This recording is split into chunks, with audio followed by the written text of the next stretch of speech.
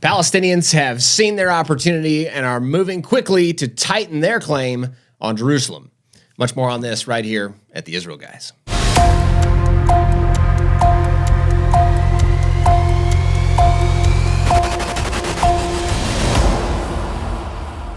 Hello and welcome to the Israel Guys, where we believe that in a world of fake news, you should connect to the true and authentic stories of Israel. Luke Hilton here with Joshua Waller on the Mount of Blessing in the biblical heartland of Israel. If you're watching on YouTube, you should hit subscribe and you should hit the notification bell. You should hit all notifications because we put videos out multiple times a week and we have some incredible content. We just finished awesome content we can't talk about yet, but you don't want to miss out on any of it. And if you're listening on the podcast platform, you should also subscribe and you should leave us a 5-star rating because that really helps us. And we love the comment section. Even if 28 people go off talking about cryptocurrency, that's okay. Comments are great on this channel. And even the Ungrateful Ninja. We like you too, Ungrateful Ninja. If you guys would like to support us, you can do so at patreon.com/theisraelguys or on our website, theisraelguys.com. Speaking of, we have a unique link that you can check out in the description below. It's theisraelguys.com/marathon because we're running in the Bible Marathon on November 5th. We got 9 people running. This is all of our incredible team, not just the people that work on the show here in the YouTube channel, but also that work in our organization here in Israel. We plant trees, we harvest grapes, we help all the small farmers all throughout Judea and Samaria. And that's a big part of what we do. These people are running in the 10K and the half marathon in the Bible Marathon happening in ancient Shiloh on November 5th. And the reason we're doing that is to show the world that the biblical heartland of Israel is a normal part of the land of Israel, and it is 100% part of the land of the Jewish people. And if you guys join with us by sponsoring us at theisraelguys.com/marathon, a donation of $25, $50, $100, whatever it is, you can actually join with our team. You can run with us on November 5th without having to run at all. And you can tell the rest of the world, you can add your voice to ours saying that Judea and Samaria and Jerusalem is 100% part of the sovereign land of the Jewish people in the entire land of Israel. So check it out. The link is in the description below. We just have a couple weeks left. Josh and I are training hard, right? I'm trying to, and at least I'm going to look good anyway because Luke just bought T-shirts. That's that right. Say the Israel Guys. So we're going to be running proud, representing you guys out there on the race. Luke, I'm thinking if you were going to military training, one thing that you would do, well, you wouldn't just run a marathon. Something else you would do is you'd learn what the enemy was doing. Right. You'd learn about what kind of tactics they were at and what they were talking about. And that's what we're going to talk about right now. What is the enemies? And some of the people are going to maybe start throwing rocks right now because I just said enemies and I'm going to say Palestinians in the same breath. Now, is that a problem? No, I don't think so because I'm not saying all Palestinians are the enemy. But what I am going to say is there are a few that are the designated enemies of Israel. When we talk about BDS, when we talk about land grabs, when we talk about anti-Semitic film, okay, all these things. Okay, these are in a category we're gonna call enemies, and we're gonna name them very clearly. We're gonna talk about that right now. Can I say something before we dive into that too? I believe that I think we warned this. I know we did on our channel here in the 6 months ago. The Biden administration has been empowering and emboldening not only the Palestinian people and Hamas, and terrorist organizations, but also emboldening the anti-Israel crowd. And we're seeing the fruit of that right now. And that's basically what we're talking about today. We got multiple areas in Israel, outside Israel, where BDS supporters, pro-Palestinian organizations are all just getting really, really bold because they know they're backed by unfortunately, the U.S. government and the American administration. Right.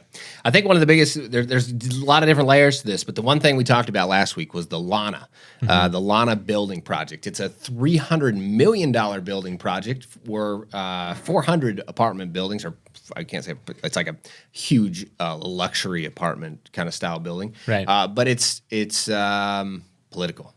It's 100% designated, and it's a land grab. It's a Jerusalem, not only just any kind of land grab, but it's a Jerusalem land grab by the top wealthiest of the Palestinian Arabs. Let's just how do we know this is a political front, and how do we know this is an enemy of Israel? Let's see what they have to say. Yeah, let's just read the quote.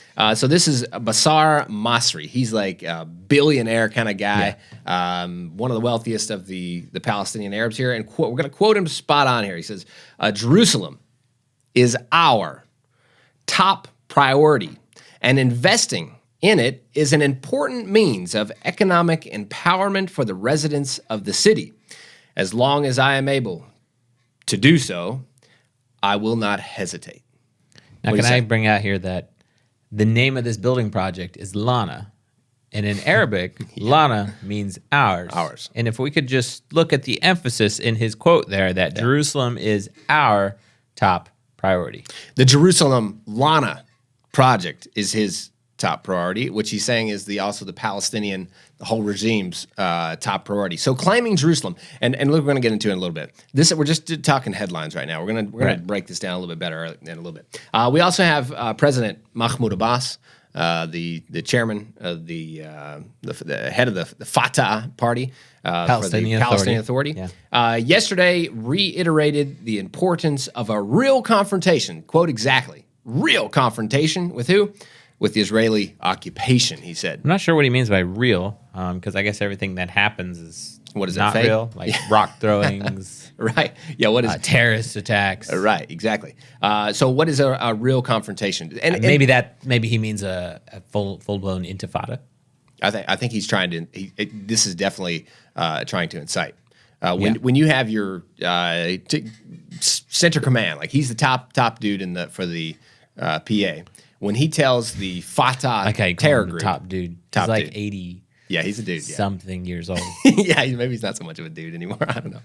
When you tell your people, we want a real confrontation with the Israeli occupation. For one, you're lying because there's no Israeli occupation. That's a falsehood. And second, your confrontation.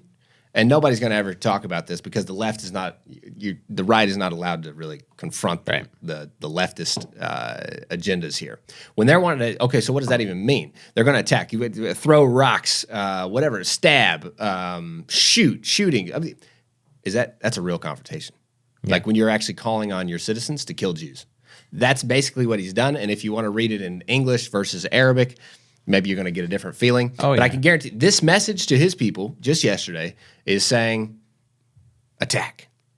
Do your best to confront the Israeli so-called occupation. All right, so that's a little bit setting the tone here. And then we've got, on another entirely different front, we have Netflix. And most people are like, Netflix? What do they have We're to talking do with about this issue? like Palestinians and the... Well, from my understanding, this is the first time in like Netflix films history, them making documentaries and films. It's the first time in their history they've ever like targeted one specific country, at least on this scale. Mm-hmm. They're making 32 anti-Israel films that glorify and whitewash Palestinian terrorism. Basically, they're called the series is called Palestinian Stories, right? Yeah.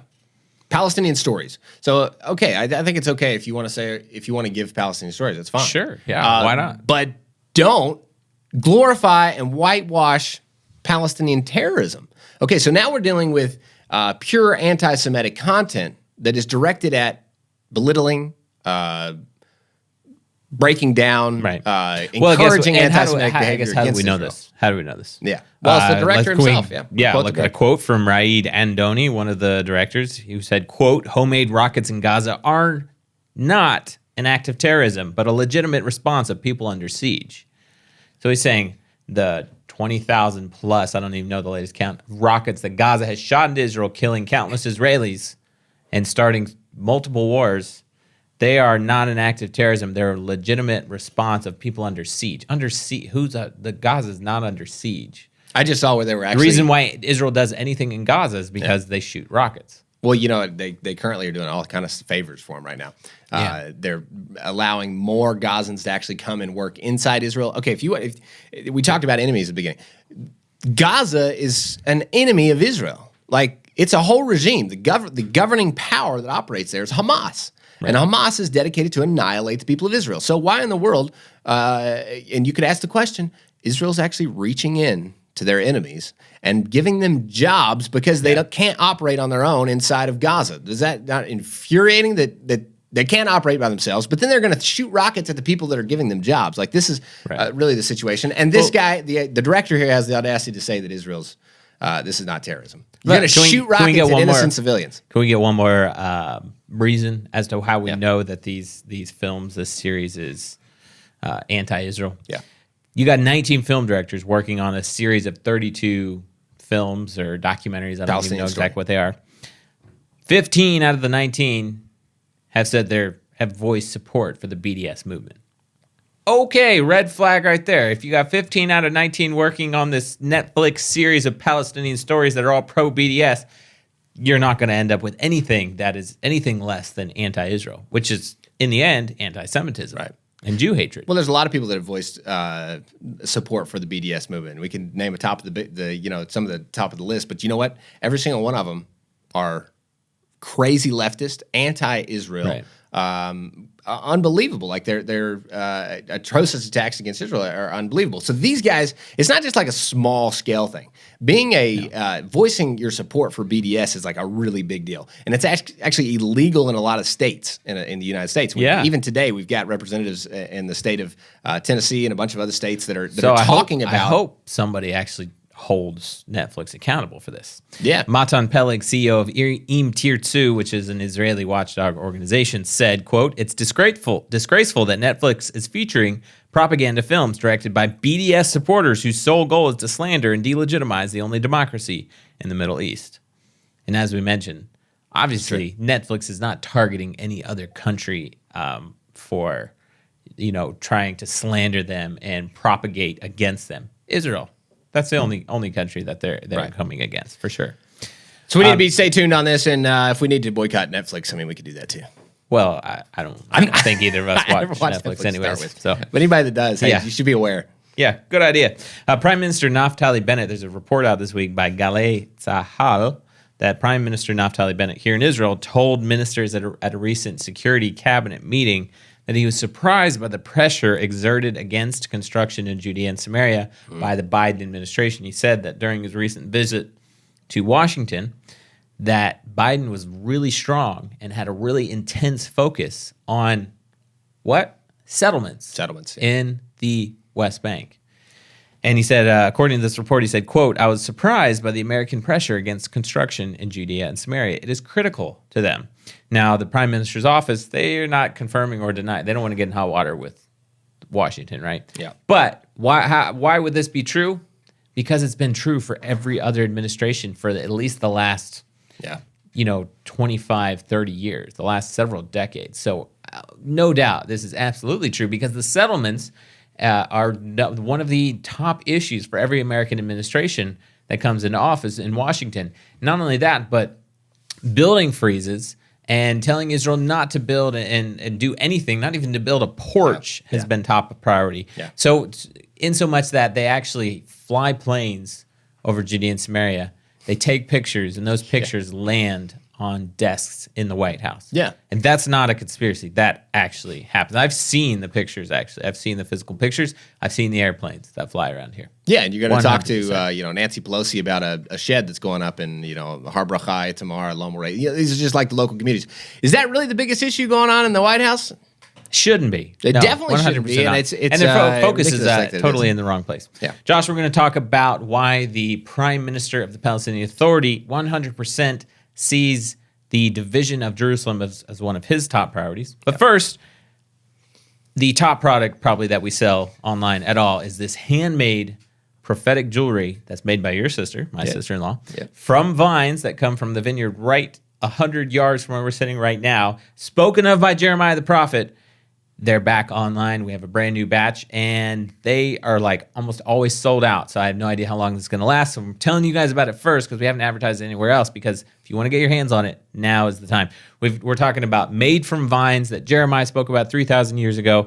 Earrings, bracelets, necklaces, all kind of stuff. They have Hebrew written on them. They got gold, silver involved in there. It's really cool stuff, mostly for the ladies. I think there might be a couple leather type stuff for guys in there, but you have to check it out. The biggest thing, Luke, is that it's all handmade, no China involved. It's all boutique. It's all handcrafted. That's right. It's artisan stuff. And it's literally from the heartland of Israel, made from prophetic vines, which is why it's like absolutely crazy. so Good significant. And it's really beautiful as well. So you guys check it out at theisraelguys.com or put a direct link in the description below.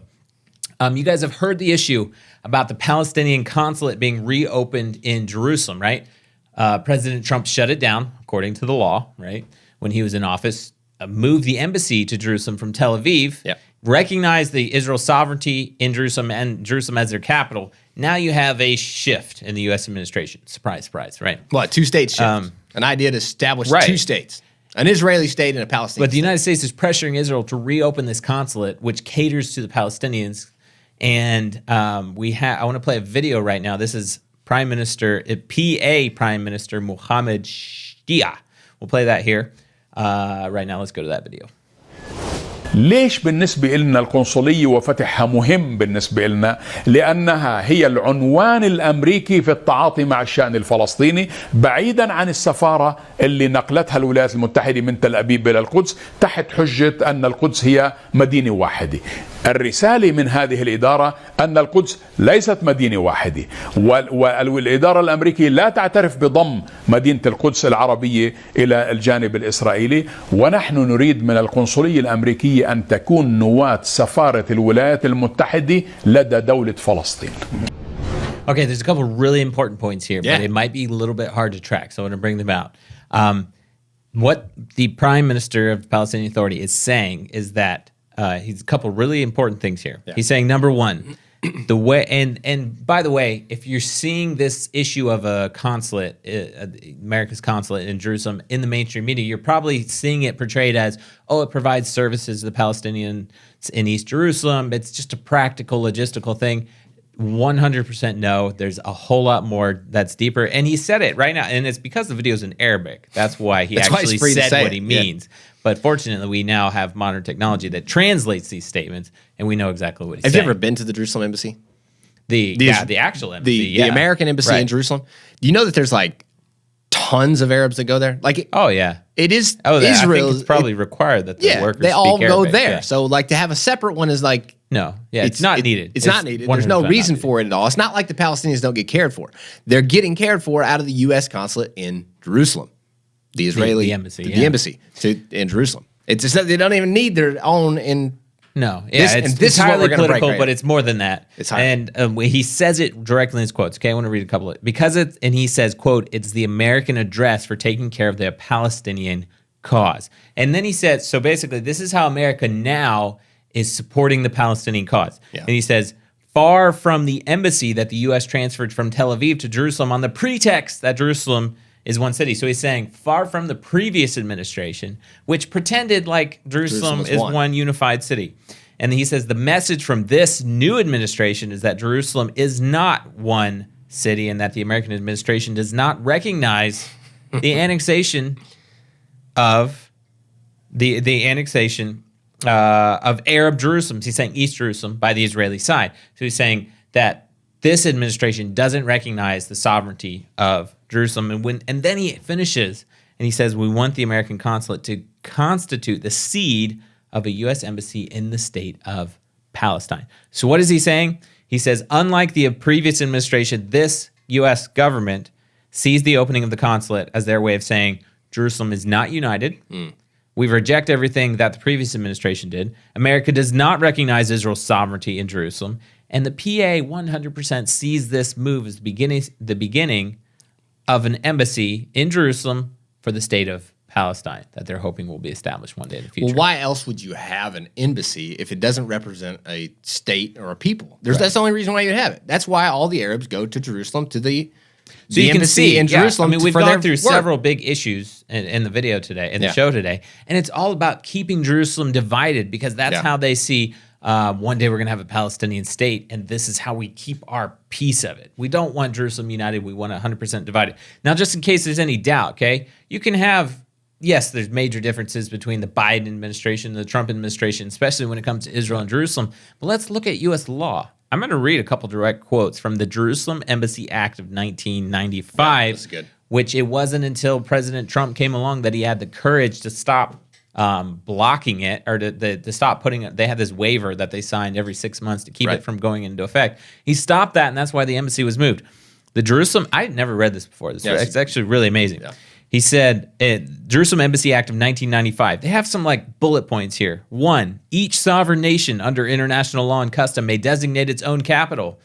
Duh. 2, since 1950, the city of Jerusalem has been the capital of the state of Israel. Wow. It's basic history. 3, the city of Jerusalem is the seat of Israel's president, parliament, and Supreme Court, and the site of numerous government ministries and social and cultural institutions. 4, the city of Jerusalem is the spiritual center of Jerusalem, and it's also considered a holy city by the members of other religious faiths. 5, from 1948 1967, Jerusalem was a divided city, and Israeli citizens of all faiths, as well as Jewish citizens of all states, were denied access to holy sites in the areas controlled by Jordan. True. They recognized it was controlled by Jordan. And then they go on to say, in 1967, the city of Jerusalem was reunited during the conflict known as the Six-Day War.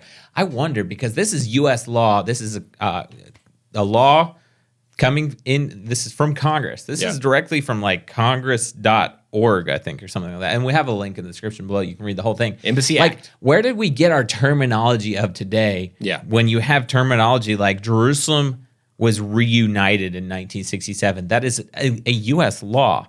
Since 1967, Jerusalem, and I'm quoting again, has been a unified city administered by Israel, and persons of all religious faiths have been guaranteed full access to holy sites within the city. And then you go down, because I don't have time to read them all, but again, you can check it out yourself.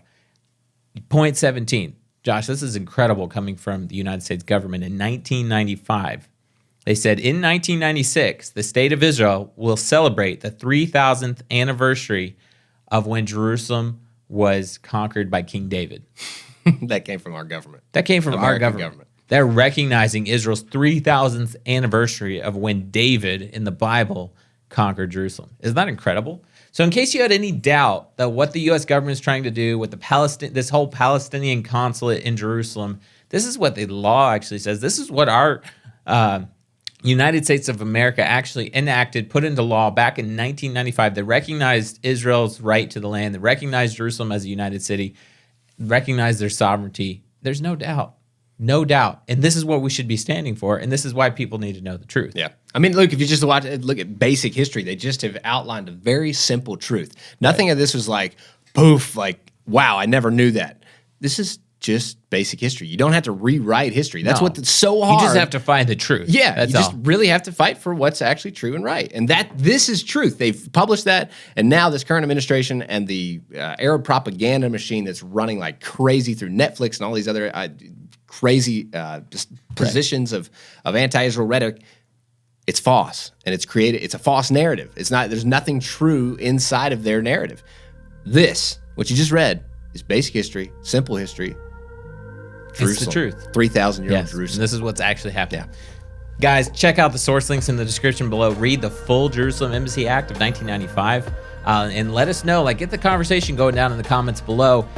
Guys, you have to tune out the fake news. You've got to cut through the fog. You got to tune out the multi-billionaires building in Jerusalem. You got to tune out the Netflix. You got to tune out all these other things. That's right. And tune into what's actually happening right here in the land of Israel. We'll be back next week, right here at the Israel Guys. Hi guys, thanks so much for watching. 2 quick things before you go. 1, smash that subscribe button. Make sure you hit the notifications bell so you don't miss out on any more of our content. Secondly, if you want to help us produce more stories and authentic truth straight from Israel's heartland, you can do so at patreon.com/theisraelguys or at our very own website. It's theisraelguys.com. Both links are in the description below.